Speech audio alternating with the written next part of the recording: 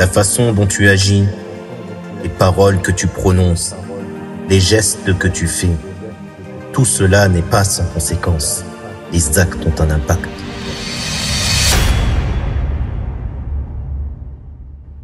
Assalamu alaikum. Vous écoutez toujours Radio Sunnite et je vous retrouve pour la chronique Les actes ont un impact. En effet, chaque âme sera rétribuée en fonction des actes qu'elle aura acquis dans ce bas monde. Il est donc essentiel de veiller à faire des actes de bien. Et nous allons parler aujourd'hui, plus précisément, de l'excellence de comportement. Bismillahirrahmanirrahim. Alhamdulillahi rabbil alamin. والصلاة والسلام على سيدنا محمد رسول الله. Allah tabaraka wa ta'ala dit dans son livre au sujet de son prophète Muhammad sallallahu alayhi wa sallam: Wa innaka la'ala khuluqin azim. Ce qui signifie: tu as certes un caractère éminent. Al-Bukhari a rapporté du hadith de Aïcha, que Dieu l'agrée, qu'elle a dit dans la description du messager de Dieu sallallahu alayhi wa sallam: tout trait de caractère de bien mentionné dans le Coran était un trait de caractère du messager.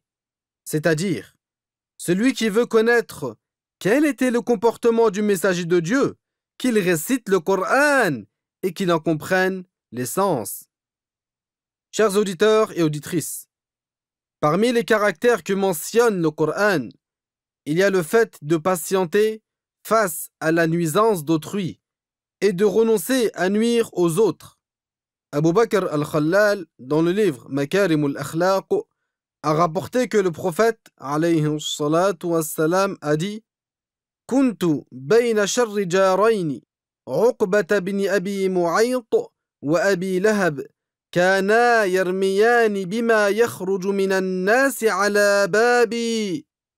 Ce qui signifie: j'habitais entre les deux pires voisins, Uqba ibn Abi Mu'ayt et Abu Lahab.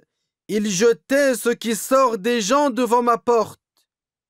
Cela veut dire qu'ils supportaient leur nuisance, alors qu'il était d'entre les créatures celui qui était le plus courageux dans l'absolu, et qu'il était doté d'une force physique équivalente à celle de 40 hommes. Malgré cela, son comportement était de pardonner et d'excuser. De plus, tout comme le comportement du messager de Dieu était de pardonner et d'excuser, et tout comme la patience et le fait de supporter la nuisance d'autrui caractérisaient son être et ses faits et gestes, il incitait à de nombreuses reprises, alayhi salatu wassalam, sa communauté à pardonner, à excuser et à supporter la nuisance. Le prophète, alayhi salatu wassalam, a dit: Ma shay'un athqalu fil mizani, ay fi mizani al-akhirah, alladhi yuzanu bihi a'malu al-ibad, min husn al-khuluq. Rapporté par Abu Daoud, ce qui signifie: parmi ce qui pèsera très lourd dans la balance, c'est-à-dire la balance de l'au-delà, par laquelle seront pesés les actes des esclaves, il y a l'excellence de comportement. L'excellence de comportement veut dire supporter et patienter face à la nuisance d'autrui, renoncer à nuire aux musulmans et prodiguer le bien, c'est-à-dire que le croyant agisse en bien envers ceux qui agissent en bien envers lui, tout comme envers ceux qui n'agissent pas en bien envers lui. Il nous a été rapporté du Sahih d'Ibn Hibban, du hadith de Abdullah ibn Omar, d'après le prophète alayhi salatu wassalam, qu'il a dit: Laysa ash-shadidu man ghalaba an-nasa walakinna ash-shadida man ghalaba nafsah. Ce qui signifie: le fort, ce n'est pas celui qui réussit à vaincre les gens, mais le fort, c'est celui qui a le dessus sur ses mauvais penchants. Chers auditeurs et auditrices, il n'y a pas meilleure éducation que l'éducation du messager de Dieu.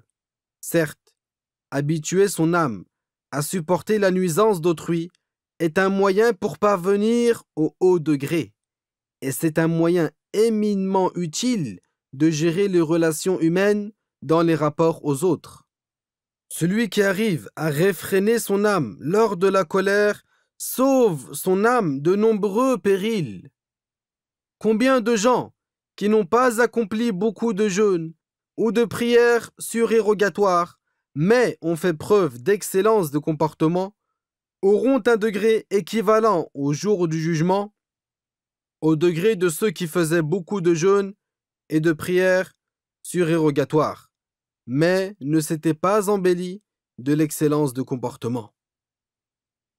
Et en ce mois béni de Ramadan, je vous rappelle que le jeûne permet d'éduquer son âme. Chers auditeurs et chères auditrices, patientons et persévérons sur l'obéissance à Dieu et le bon comportement. Inch'Allah. Les actes ont un impact, c'est fini pour aujourd'hui. Mais notre soirée ensemble sur Radio Sunnite se poursuit. Restez avec nous. Wassalamu alaikum wa rahmatullahi ta'ala wa barakatuh.